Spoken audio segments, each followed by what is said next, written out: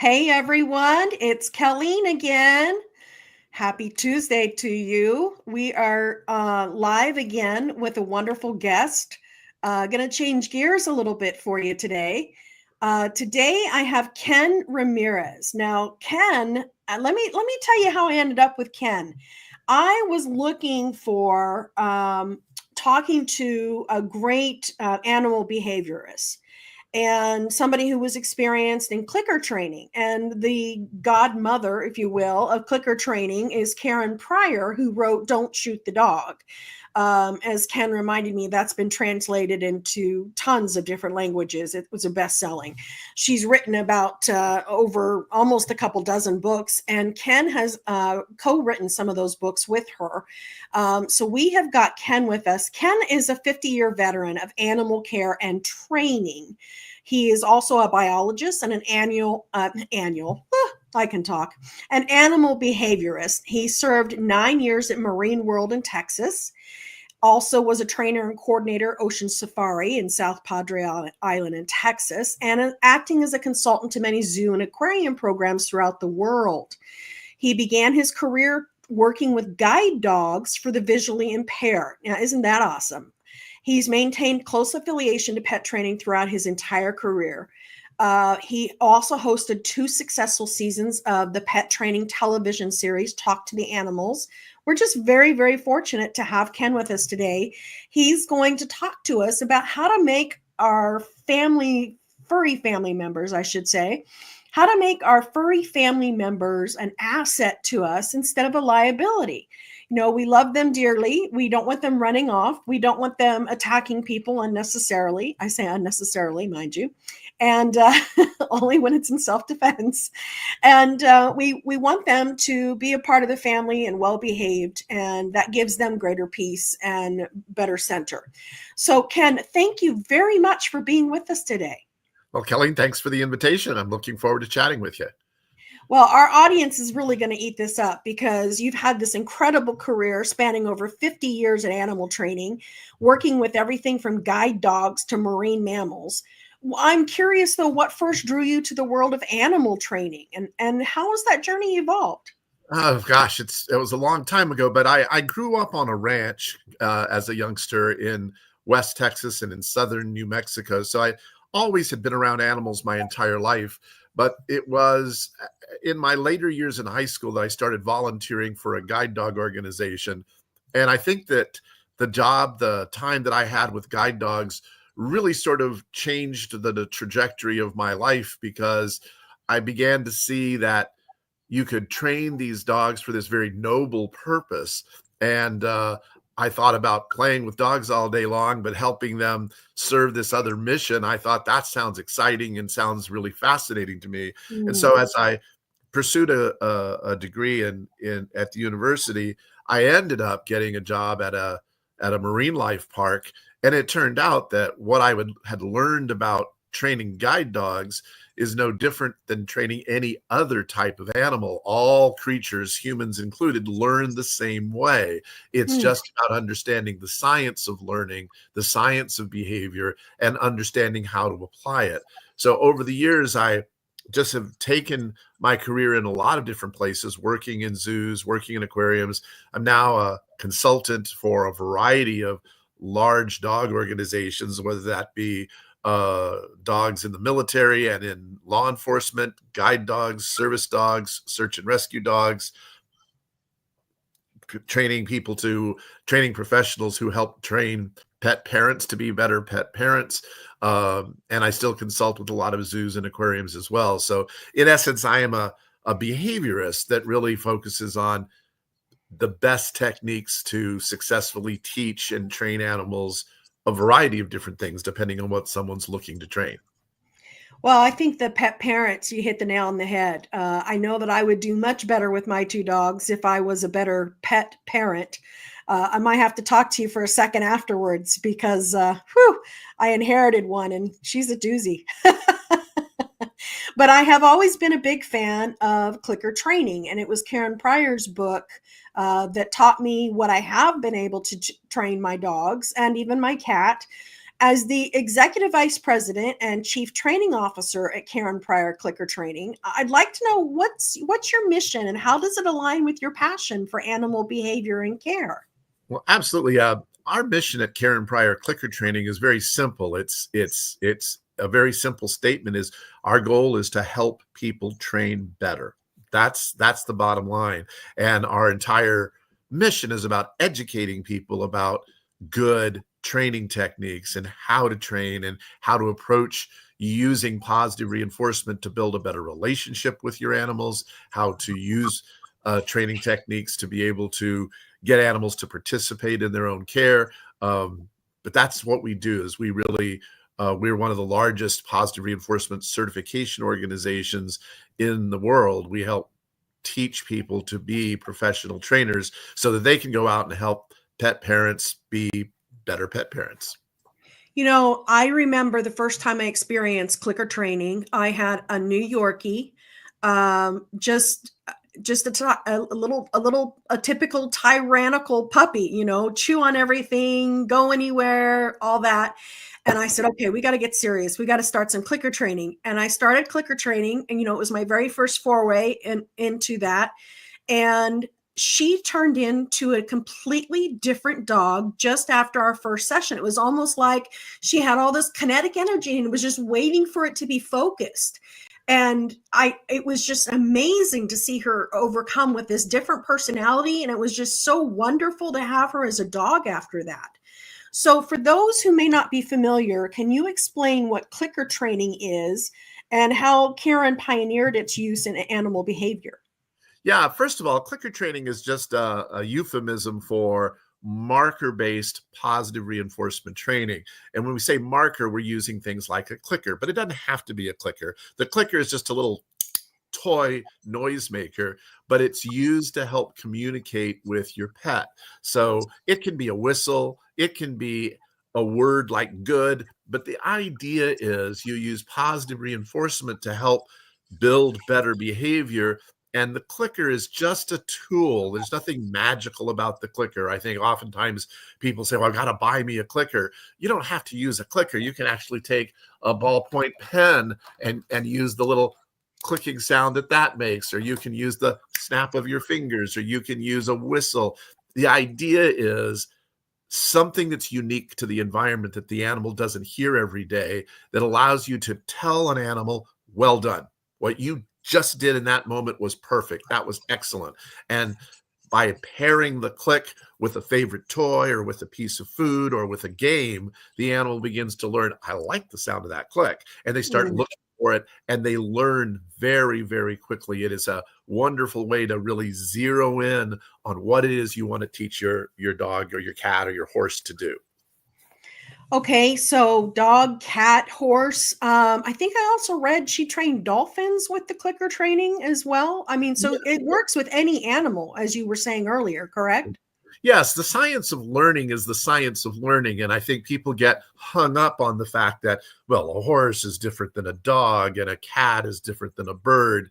But we all learn the same way. The laws of it's like saying, oh, I wonder how gravity works with a horse. No, it works the same. It's the science of learning. And so we all learn through consequences. When things happen that we like, we do those things again. When something happens that we don't like, we don't do those things again. And it's understanding that that's how all creatures learn that can help us focus their learning and get them to do the behaviors that will help them live healthier lives, that will help them be better behaved, that will help us live with them easier. That's what training is all about, is building a relationship and communicating with your pets. And clicker training is just, as I said, a catch-all word that refers to that kind of marking an animal and telling an animal when they've done something well. The clicker is just a mechanism that allows us to pinpoint that thing that they do that you like. So how is it more effective? Because to me, it felt magical. I know you're saying, it's just the way I was teaching. And of course I followed the book verbatim. But how is it different compared to other more traditional training methods? Well, traditional training methods tend to focus on both reinforcement and punishment. There is an approach to training that some people refer to as balanced training, in which you balance a positive reinforcement when an animal does something good, and you focus on punishing an animal when an animal does something wrong. And while the idea of using punishment is somewhat intuitive to us as humans, because most of us have grown up with parents or teachers or coaches or people in our lives that told us, no, stop, don't, quit.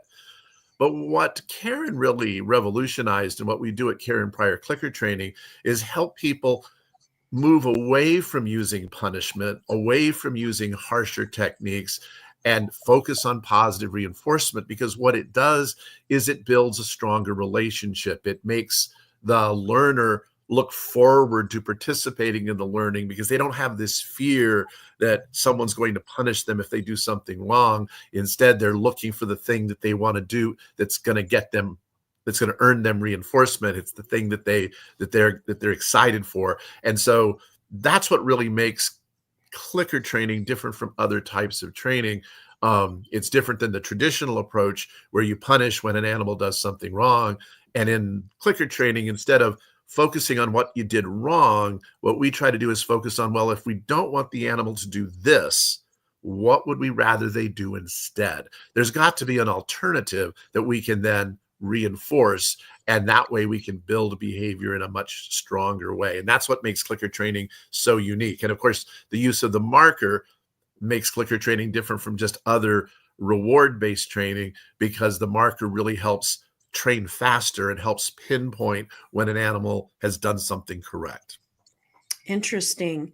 Well, this is also building trust between trainers and pets, correct? Absolutely. That's the whole point of good positive reinforcement training, is you build a relationship with the learner, with your dog or with your cat. And because you're using positive reinforcement, that relationship becomes stronger. Because you're giving them clear information, they learn faster. And that ends up making your life with your pet more harmonious. It goes better. It isn't me against the dog. It's me and the dog working toward common goals and succeeding at doing the things that you need them or want them to do. I don't know if you've seen America's Got Talent, but the last couple of seasons have had amazing dog trainers on there. The last season, the woman was actually able to dance, literally dance with her dog. That's going to be built by trust, I assume, and this type of training. Yeah, most of the most successful dance routines and freestyle routines that you see on a show like America's Got Talent are almost always trained using positive reinforcement. You're not going to force a dog to do a spin or go between your legs. You can force it, but you don't see the joy in the dog. You don't see the dog doing it out of enthusiasm. You see them almost a fearful dog that's doing a behavior when punishment is used. And so dogs in situations like that, and I have seen America's Got Talent, and I've noticed the dog acts that have been there in the last couple seasons, and usually all of those dogs are being trained using positive reinforcement. Many of them are actually being trained using, if not an actual physical clicker, they're using the essence of marking good behavior so that the animal really learns the behavior well. And you see that enthusiasm from the dog. And I think one of the things that people are attracted to by acts like that is seeing the relationship that's there between the trainer and the dog. You see this symbiotic relationship. You see this well-behaved pet. All of that happens because of good training. And the clicker just allows you to communicate more precisely. And that's what allows you to get those beautiful behaviors like walking between your legs and alternating different directions, because you're able to actually pinpoint for the dog the moment they do the right thing. And that's why clicker training is such a valuable tool. Yeah, absolutely. And when you talk about how the dog has joy in doing what they're supposed to do, I mean, if a dog could smile on this last episode, that dog was smiling while it was dancing. Yeah, it is definitely very different than the more militant trained behavior dogs that I've seen. Yeah, and that's where the trend in working with dogs and working with pets has really made a huge difference in moving away from that punishment-based approach. I think it's just a heavy-handed approach, and there's no question it works. You can scold a dog and it will slink away with its tail between its legs, but that is not the approach that we're promoting. We're promoting a much kinder and more positive approach to be able to build that really strong relationship. Wow. So let's talk about pets as assets in a crisis, because that's the one thing that I worry most about my one dog that just doesn't listen very well. She wasn't treated very well before I got her, and so she tends to act out of fear instead of acting out of joy, unfortunately. In a preparedness or crisis situation, how can your training turn a pet from a potential vulnerability into a reliable asset?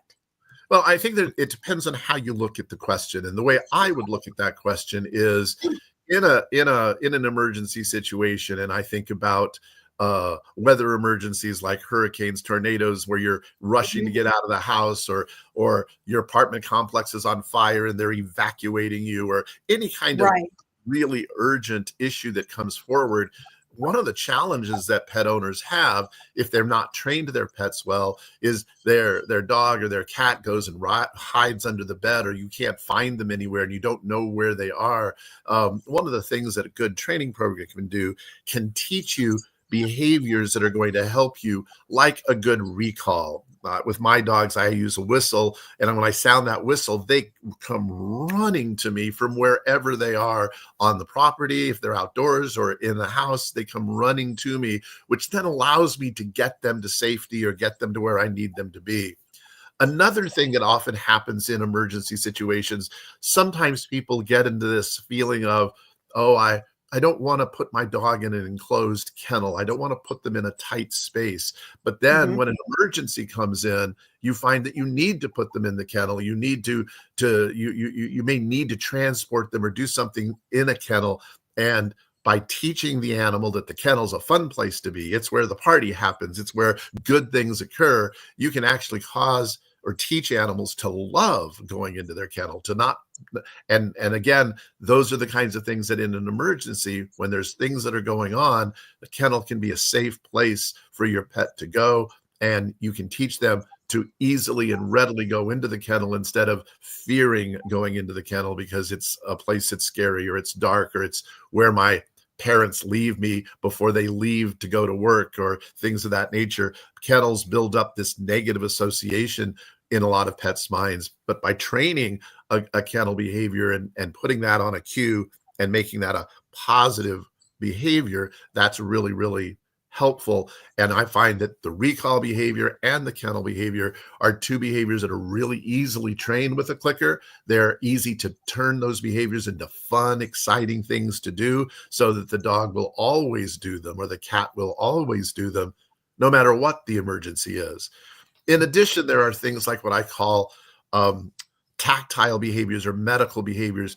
Oftentimes an emergency comes up because your cat or your dog has been injured. They've been bitten. They got something wrong with them, but they're afraid of going to the vet. They're afraid of being touched. And a lot of the training that we can do can really help make that entire process of touching all over their body something that the animal looks forward to, enjoys doing.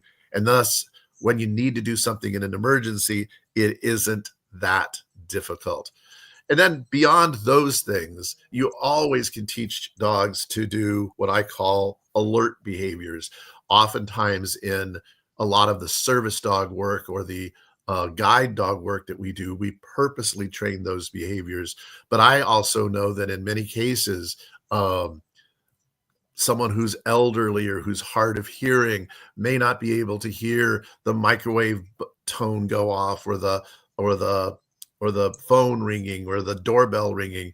And a dog can very easily be trained to alert you when the phone is ringing or the doorbell is ringing or whatever is going off. They can alert you to those sounds. That's something that is done very specifically in hearing dog work for deaf people. But a lot of times we can actually train that so easily if that's a kind of specific behavior that somebody's looking for. There's just so many ways that you can train your dog to help you in an emergency situation, so that they are helping as opposed to taking away time as you're searching frantically for them because they don't know any behaviors that will get you out of those kinds of situations. Well, let's talk about the bugaboos that people do in training their dogs specifically. What are some mistakes that people, pet owners who need to be trained better? What are some mistakes that they do in raising their pets? I think the biggest one is our natural inclination to punish. It makes sense. I think it's second nature to most people. It isn't that you think to yourself, I'm going to be a cruel and mean pet guardian, I'm going to punish. I don't think that's what happens. I think what happens is we see the dog doing something we don't like, whether it's, peeing in the house or chewing up your shoes. And our natural reaction is to, out of sheer shock that they're doing it, or being upset, we go, no. And that no can startle a dog, and it will absolutely stop them from doing it. But what it does is it teaches us as pet guardians to be punishers, because it works.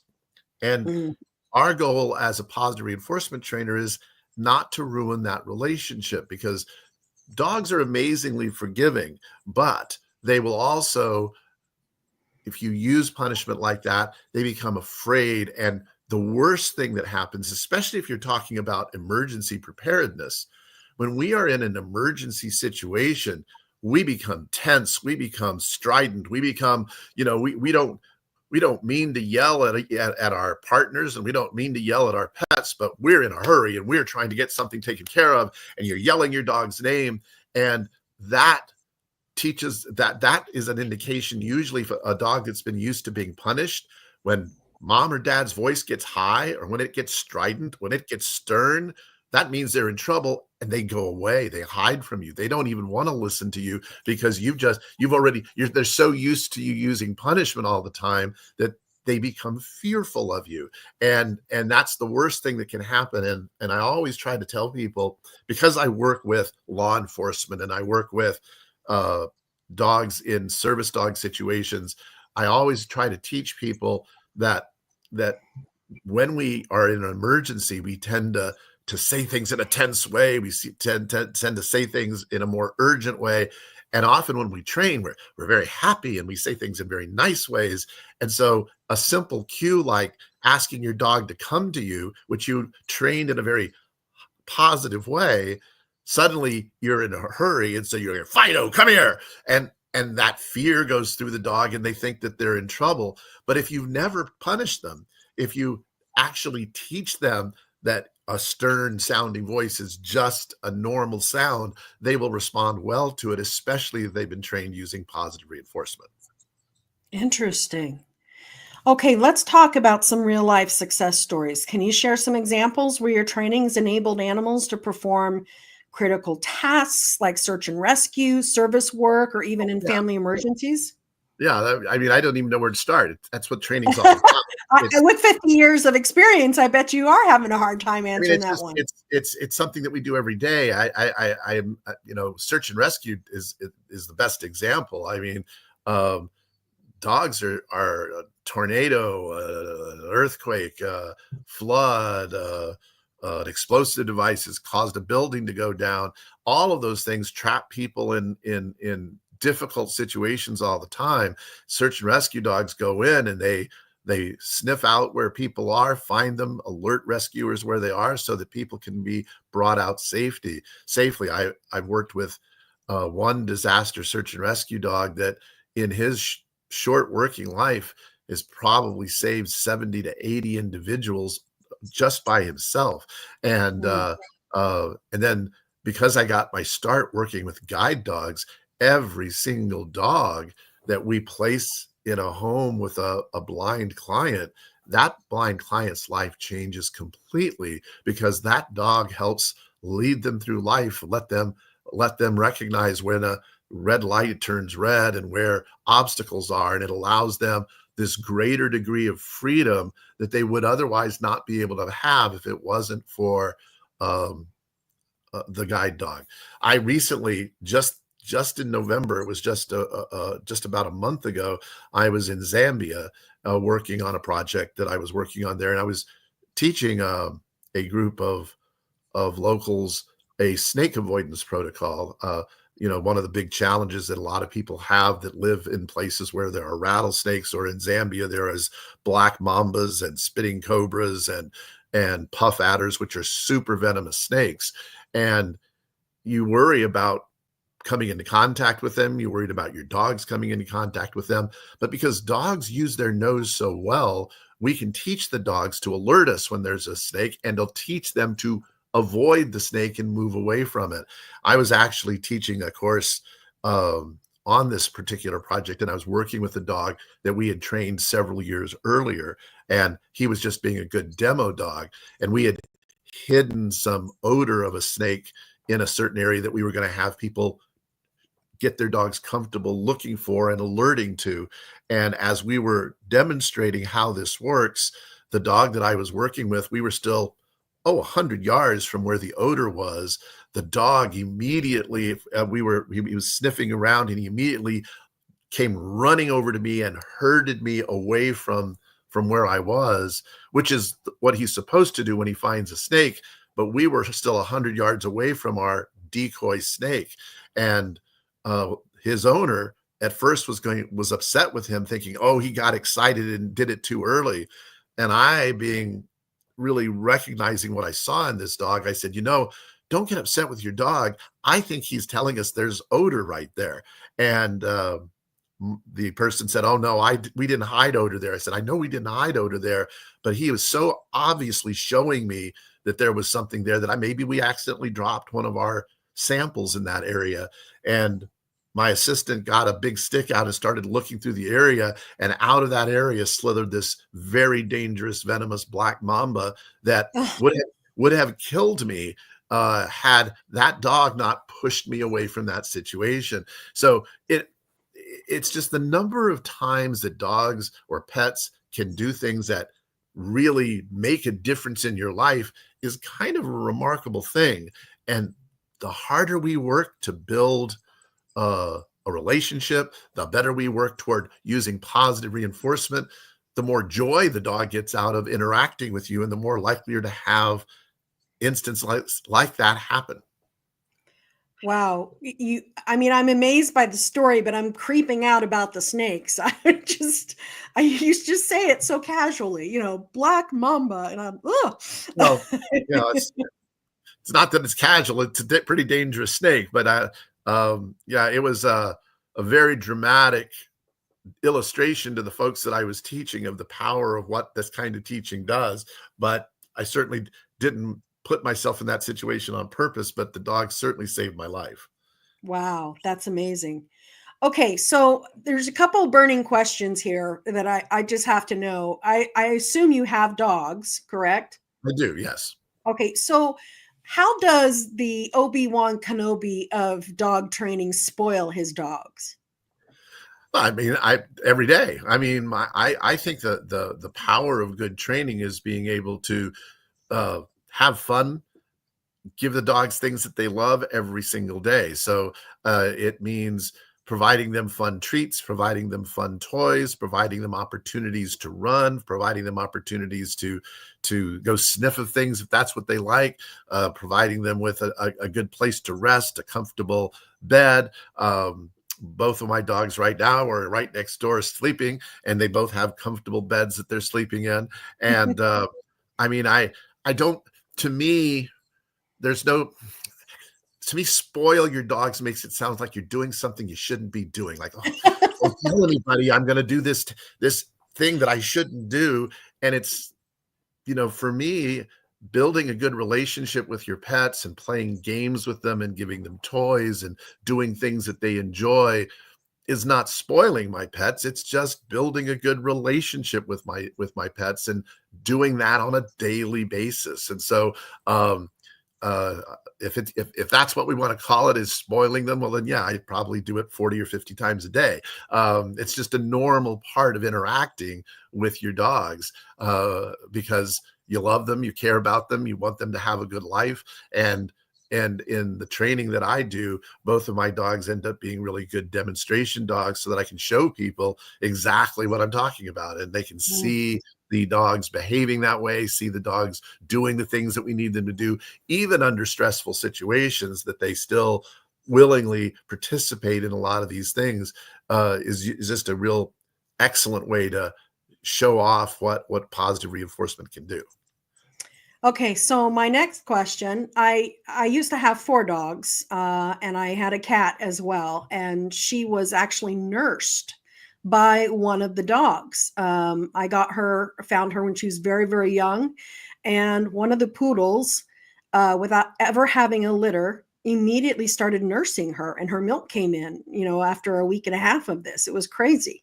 So my cat thinks that she's a bit of a dog sometimes. In fact, she'll actually purr when I shave her, because she's a long-haired cat, and sometimes she just needs a little extra help with the shaving, and she'll actually purr and enjoy it, which is crazy.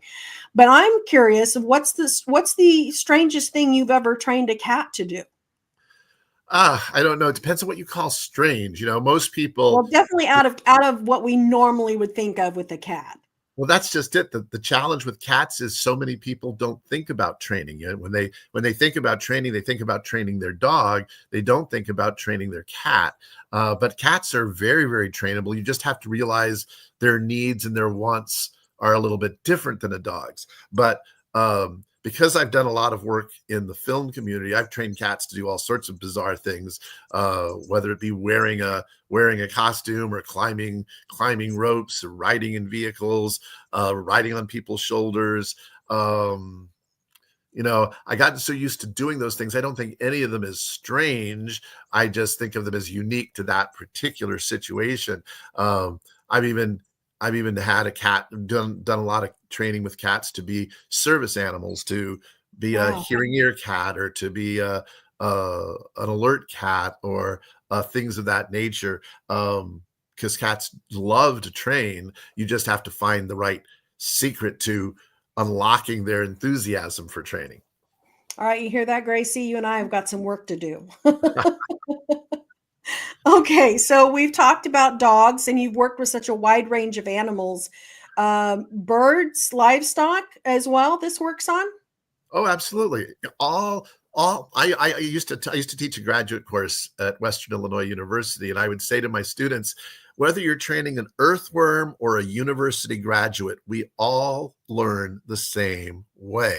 It's Come the on, science. earthworms? Really? Absolutely. Oh, absolutely. The only difference, that's not the only difference, but the biggest difference between an earthworm and a Harvard graduate is, of course, the Harvard graduate has a bigger brain and has the ability of talking, but earthworms seek comfort. Earthworms want to avoid pain. Earthworms can be taught very, very simply, but because they're simple animals, they can't do a wide range of behaviors, but you can get them to come when called. You can get them to move from one location to another. You just have to figure out how to communicate with them. And that's the biggest challenge in most training, is recognizing, how am I going to get through to this particular creature, which is where the clicker often comes in handy, because it's a tool that communicates to them when good things are coming. But I was asked in 2015 if I could help train 10,000 butterflies to fly on cue during a gala symphony taking place in London. Oh And my we were god. we were successfully able to do that. But again, it was because so many people don't think of butterflies as being an animal that can be trained, that it just doesn't occur to them to train it. But we were able to train them to fly across a soccer stadium in London on cue, and it made this beautiful ribbon of color flying across the sky as we did that behavior. But when people ask what's the most unusual animal you've trained, that usually it's butterflies, that I say, simply because it's not an animal that people think of when it comes to training.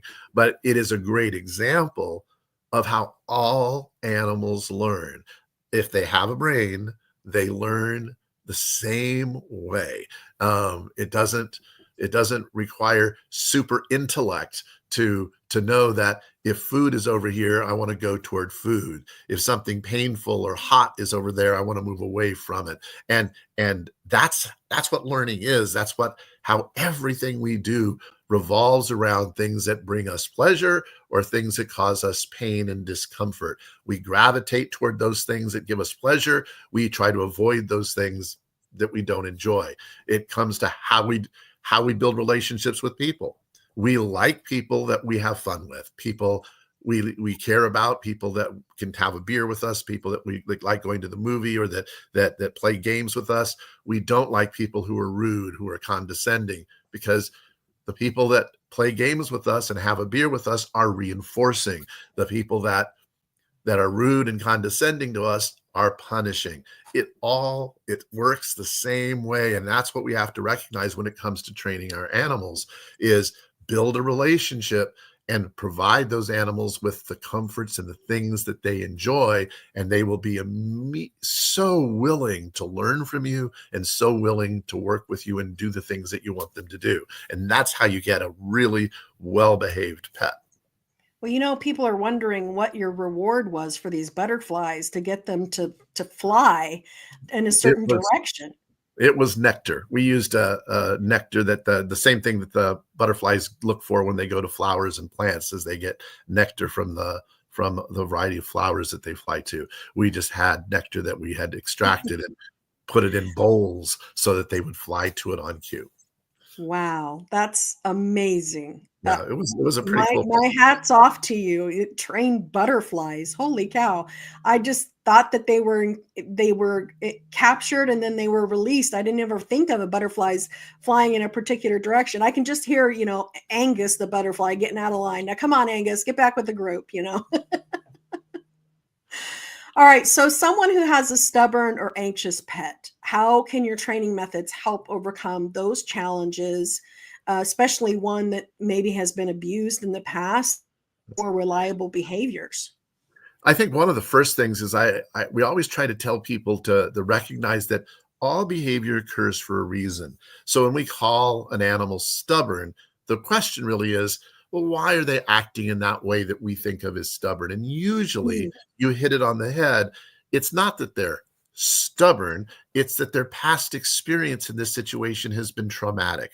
They've had a bad experience. Oftentimes, one of the challenges that we have when we adopt a dog or a cat from a shelter is that they've had a background that we don't know about. They lived in a home somewhere and they were probably given up for adoption because they were misbehaving, and they've learned a lot of bad habits.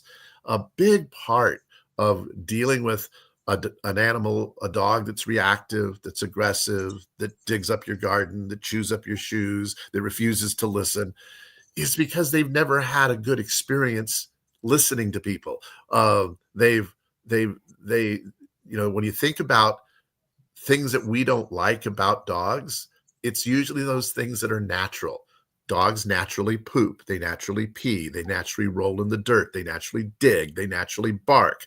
Yet somehow we don't want them doing those things except in the right places. So a big part of it is building a relationship with that animal and gaining that animal's trust and understanding those things that create fear, and recognizing, especially when it's an adopted animal, that it may have had some fear-inducing experiences in its life, and you want to protect them from those fearful things. You want to show them that you're not going to force them into a situation where they have to experience those scare-inducing experiences, and turn those experiences into more positive interactions. And so dogs and cats are remarkable about making associations. And so if in the past, it's why dogs bark at doorbells, it's why dogs chase cars, it's because there's probably been some kind of an association made with that sound or that moving object that causes them to react that way.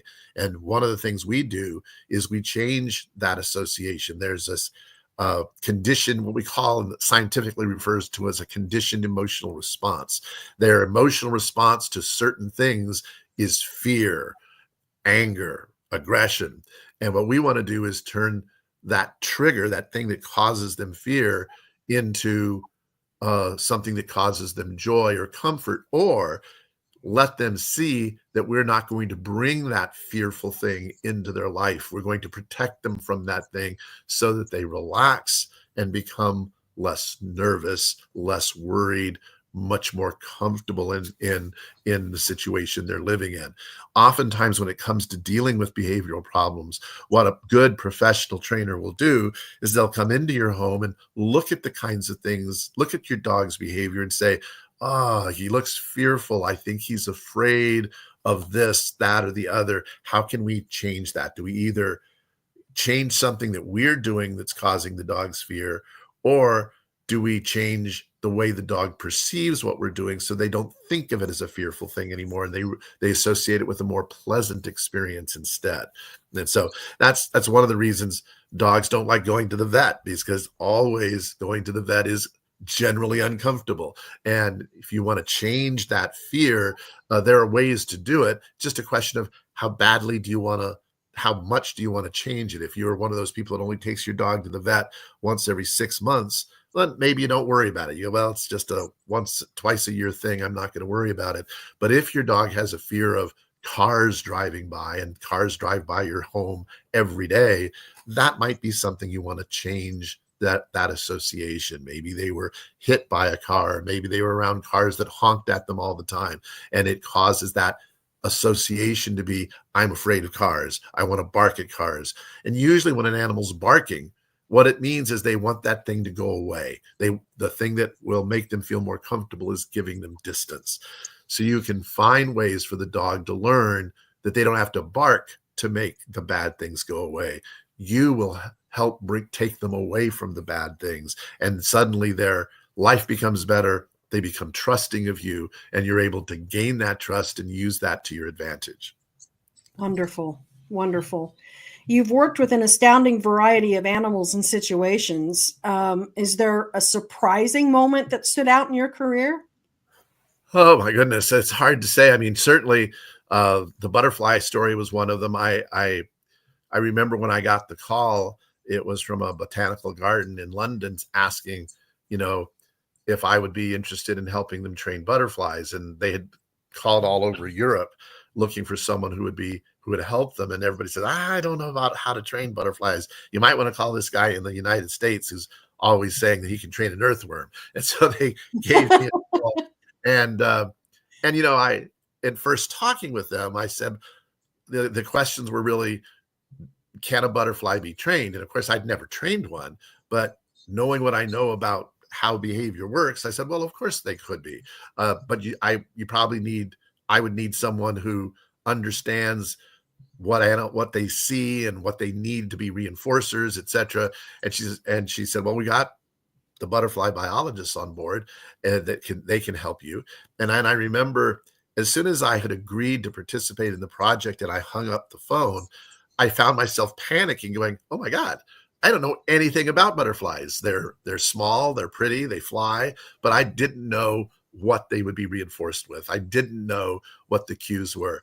But what I did know was that my understanding of the science of behavior is strong. And so if I can be paired with a butterfly expert who can answer those questions like, can a butterfly see? And what can they see? And what do they like? And what can I reinforce them with? Once I got the answers to those questions, the way a butterfly learns is not any different from any other animal. And so it made training them fairly easy. And so it was well over 10,000 butterflies to fly from one side of a football stadium to the other side of a football stadium. And we did that in 19 days. It was less than 3 weeks. Oh my gosh. But it isn't really all that remarkable if you understand behavior. If I said to you, you know what? I can say my dog's name and he'll come running from where he is to me. You're not going to go, wow, that's amazing, because you know that dogs can come to you. Well, some people might. what I mean is you wouldn't think that was an unheard of thing. You know what I mean? Nobody would go, I can't believe a dog can run from point A to point B. I'm shocked. Yet when I say we got butterflies to fly from point A to point B, everybody's like, oh my goodness, that's amazing. Well, no, all animals travel from place to place. You just need to find a way to motivate them to want to travel from place to place. Mm. And so it's the same approach that you take to teach a dog to come to you, to teach a cat to come to you. And you use those techniques and it works every time.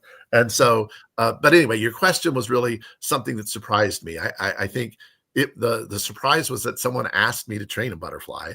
Um, and not so much the surprise that I could. I always knew you could. I just didn't know. I never done it before until I was given that opportunity back in 2015. Um, and a lot of the projects that I'm involved with today are kind of remarkable. I do a lot of conservation work. I was just in Africa working with an elephant project in which we're working with wild elephants. And in an effort to save them from poaching, we've taught the elephants to change their migration pattern. Instead of going through the area that is terribly dangerous with poachers, we were able to teach them to change their route and reroute them a different way so they didn't come into contact with poachers. Again, Wow. for me, that was a remarkable experience.